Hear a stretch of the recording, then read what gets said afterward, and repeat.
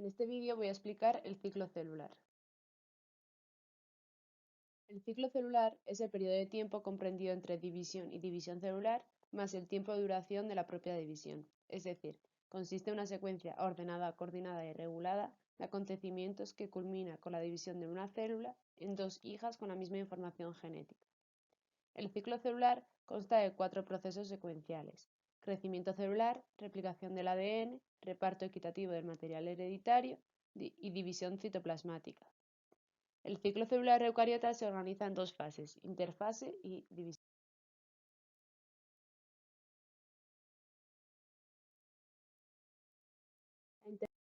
La interfase es el periodo del ciclo celular durante el cual la célula crece, duplica su ADN y se prepara para la mitosis. Es la fase de mayor interés desde el punto de vista biológico y metabólico. Se lleva a cabo el crecimiento y diferenciación celular, y los cromosomas se descondensan en fibras de cromatina, se sintetiza el ARN mensajero y las proteínas específicas celulares. Se estructura en tres fases: G1-S. Como ya hemos dicho, el ciclo celular se separa en la interfase y en la división, que sería la mitosis. Dentro de la interfase está la fase G1, que es aquella en que la célula se prepara para dividirse, y para ello entra en la fase S. En la fase S es cuando la célula sintetiza una copia de todo su ADN y una vez dispone de ese ADN duplicado, la célula entra en la fase G2. Es cuando condensa y organiza todo el material genético y se prepara para la división celular, que ya daría lugar a la fase M, que es la mitosis.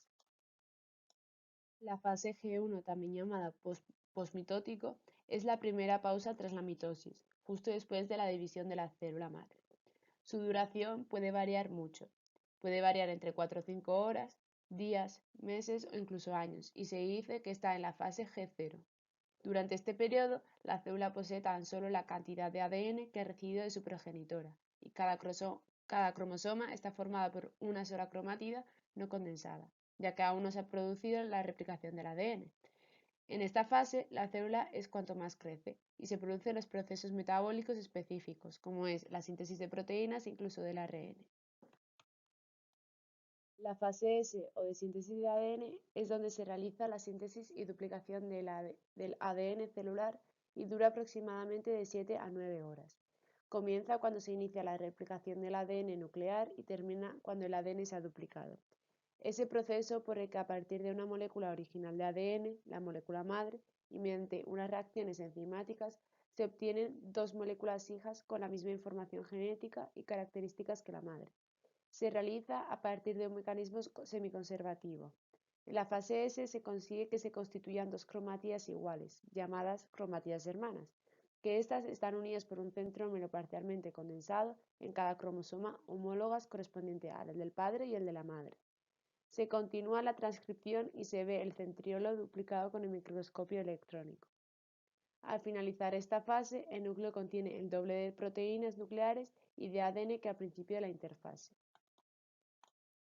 En esta gráfica observamos cómo varía la cantidad de ADN durante el ciclo celular.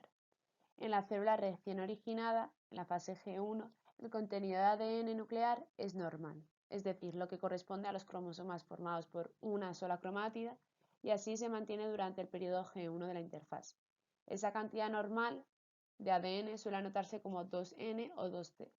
Posteriormente tendrá lugar la fase S, que se inicia cuando el ADN nuclear empieza a replicarse y termina cuando finaliza su replicación. Por consiguiente, tras la duplicación del ADN nuclear en la fase S, el contenido es el doble de la normal. Es decir, si aquí era 2C, aquí será el doble, que es 4C. Esta situación se mantiene durante el periodo G2 de la interfase. Es que cada cromosoma está formado por dos cromátidas hermanas y este contenido de ADN se anota como 4C o 4N. Aquí, aparte de lo explicado en la diapositiva anterior, también se puede apreciar que la interfase ocupa la mayor parte del tiempo, que son aproximadamente 7 horas. La fase G2, también llamada premitótico, dura aproximadamente 4 horas y prepara la célula para la mitosis. Para ello, se continúan los procesos específicos celulares, También se estimula la transcripción de los ARN involucrados en la biosíntesis de las proteínas que intervendrán en la mitosis. Durante estas 4 horas, los cromosomas se mantienen formados por 2 cromátidas hermanas y se produce un aumento continuo del tamaño citoplasmático hasta un punto donde la célula ya no puede controlar el metabolismo, induciendo así a la división celular. En esta diapositiva vamos a repasar los fenómenos fundamentales que ocurren en el ciclo celular. Recordemos la definición de ciclo celular, periodo de tiempo en el que transcurre desde la división celular hasta la siguiente división celular, incluido el tiempo de la propia división. Y recordáis que había dos fases, la fase M o la fase de división, la fase de mitosis y después el resto del ciclo que llamamos la interfase. Dentro de esa interfase teníamos 3 periodos, el periodo G1, el periodo S y el periodo G2. G1 que es la primera pausa, G2 que es la segunda pausa, el periodo S que es el periodo de síntesis. Y después en el periodo G1 algunas células paraban en lo que era el periodo G0. ¿Qué es lo que ocurre en cada uno de estos periodos? Para organizar las ideas un poco, vamos a ver qué ocurre en cada fase. La fase G1 ocurre el crecimiento celular, la síntesis de ARN y la síntesis de proteínas.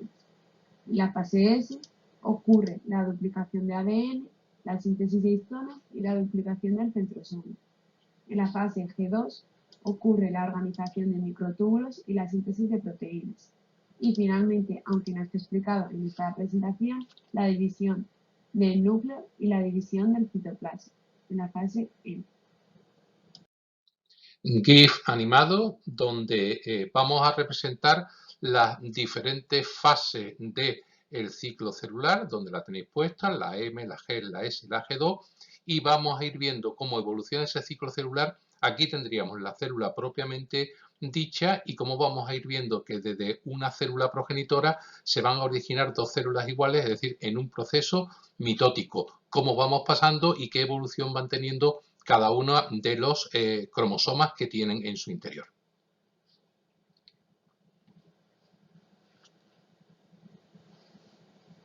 Monocromátidos, con dos cromátidas, y ahí el proceso de división o mitosis. Y la aparición de dos células idénticas. La regulación del ciclo celular se realiza mediante unos puntos de control sobre los que actúan las proteínas ciclinas. Este proceso permite el paso coordinado de una etapa del ciclo celular a la siguiente, es decir, de una fase a otra. Cada célula controla el ciclo celular genéticamente mediante los protoncogenes y los genes supresores de tumores. La expresión de estos genes depende de la recepción por parte de la membrana plasmática, de los factores de crecimiento y de los inhibidores de la mitosis. Las ciclinas están entre los reguladores centrales más importantes del ciclo celular. Las ciclinas son un grupo de proteínas relacionadas y en seres humanos y la mayoría de los demás eucariontes existen 4 tipos básicos: ciclinas G1, ciclinas G1/S, ciclinas de S o ciclinas de M. Como los nombres sugieren, cada ciclina está asociada a una fase, transición o grupo de fases particular en el ciclo celular, y estas ayudan a impulsar los eventos de esa fase o periodo. Por ejemplo, las ciclinas G1 promueven los eventos de la fase G1. Los niveles de las diferentes ciclinas varían considerablemente a lo largo del ciclo celular. Como se muestra en el diagrama de la derecha, una ciclina típica se presenta a niveles bajos en la mayor parte del ciclo, pero aumenta intensamente en la fase donde es necesaria. Por ejemplo, la ciclina M alcanza dramáticamente su pico en la transición de la fase G2 a la M. Las ciclinas G1 son diferentes en que sean necesarias durante la mayor parte del ciclo celular. El control del ciclo celular está regulado principalmente por los protoncogenes, que son genes que codifican para los reguladores positivos del ciclo celular. Son genes normales que se convierten en oncogenes, genes que hacen que una célula se vuelva cancerosa como resultado de una mutación. Al igual que los oncogenes, también se ha descubierto una serie de proteínas que son reguladoras negativas del ciclo celular en células que se han vuelto cancerosas. Los genes supresores tumorales son genes que codifican para proteínas que son reguladoras negativas. Son un tipo de regulador que, cuando se activan, pueden evitar que la célula lleve a cabo una división sin control. Los genes supresores de tumores se encuentran en las células normales y generalmente inhiben la proliferación excesiva. Completo la información que acaba de dar Yara sobre esta diapositiva, que me parece muy interesante entenderla en condiciones. Mirar, ¿cuáles son los genes que regulan el ciclo celular en cuanto al número de divisiones de una célula? Bueno, pues hay genes en el ADN de cada individuo, de cada ser vivo, que lo generan positivamente, es decir, que hacen que aumente la proliferación celular, es decir, que el ciclo se dé más rápidamente, y hay genes que lo regulan negativamente, es decir, que van haciendo que vaya ese ciclo más lento, inclusive que no se den. Los genes que lo regulan positivamente, que se den a más velocidad, se llaman proto-oncogenes. Los genes que inhiben, que disminuyen el ciclo celular, se llaman genes supresores de los tumores y lo que hacen es que regulan entre los dos, entre una actividad positiva y otra negativa, la actividad de proliferación celular. Si esos genes mutan, por ejemplo, si los proto-oncogenes mutan y se convierten en oncogenes y hacen que se dé de manera muy rápida esa proliferación celular, que se repita el ciclo celular a mucha velocidad, que vaya en exceso, estamos produciendo un tipo de tumor, un tipo de cáncer. Si lo que mutan son los genes supresores de los tumores, son genes que no se van a producir y como no van a frenar, ¿qué va a ocurrir? Que va a haber un exceso de proliferación celular y es lo que normalmente se conoce como cáncer, una alteración del ciclo celular en cuanto a su regulación. En el ciclo celular existen 3 puntos de control. Empezamos con el punto de control G1, que es el punto de inicio, punto principal del control del ciclo, y da paso a que se inicie la replicación. Para que la célula supere este punto, se han de dar 3 condiciones: tamaño celular adecuado, disponibilidad de nutrientes y demandas reproductivas. Si en algún momento falla alguna de esas condiciones, el sistema de control se detiene y la célula entra en un periodo de reposo denominado G0. El punto de control G2 es la entrada en la mitosis y ocurre al final de la fase G2. Permite el inicio de la mitosis y solo si el ADN está correctamente replicado y el tamaño celular y el contenido proteico son adecuados. El punto de control metafase. Este punto de control se da en la metafase y es la salida de la fase M. No termina esta fase hasta que los cromosomas no están alineados o si el uso mitótico no está bien conformado. Aquí repasamos los 3 tipos de controles en el ciclo celular. Está el punto de inicio, también llamado punto de control G1, que solo se supera si tiene un tamaño celular adecuado y si se encuentra en un ambiente favorable, es decir, disponibilidad de nutrientes y demanda reproductiva. En el punto de control G2, o también se le puede llamar inicio de la fase M, debe estar el ADN duplicado correctamente, con un tamaño adecuado y un ambiente favorable.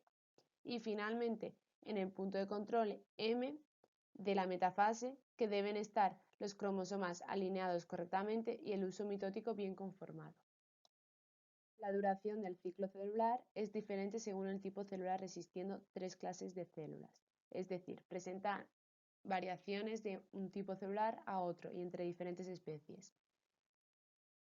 Está la primera clase, que son células con alta especialización, por lo que han perdido su capacidad de división y detienen su ciclo celular en la fase G0.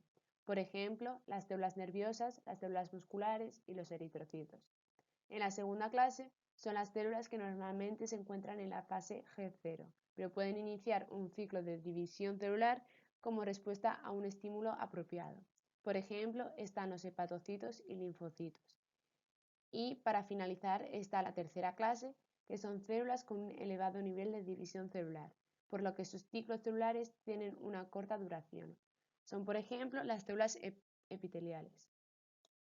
La muerte celular es el cese de las funciones vitales de una célula producida por cambios morfológicos, funcionales y químicos irreversibles. La muerte de las células puede desencadenarse por múltiples causas. La necrosis y apoptosis son 2 tipos de muerte celular. La necrosis es la destrucción celular por causa accidental grave imprevista. La célula se hincha, se altera la membrana plasmática y se rompe. La apoptosis es la muerte celular genéticamente programada. Esta no entra en la fase S. Se encoge, se forman burbujas, se condensa la cromatina, se abren los poros nucleares y se fragmenta el ADN. Se destruye la célula. Una manera de evitar el desarrollo del cáncer es a través de la muerte de células defectuosas. Una célula mutada o dañada primero intentará reparar el daño. Si esto no es posible, las células se comprometerán a la versión celular de suicidio. Un proceso ordenado llamado apoptosis lleva a la degradación de partes claves de la célula y a la muerte de la célula. Las células cancerosas pierden esta capacidad crítica y continúan dividiéndose. Esto puede llevar a la acumulación de células que pueden volverse más y más anormales.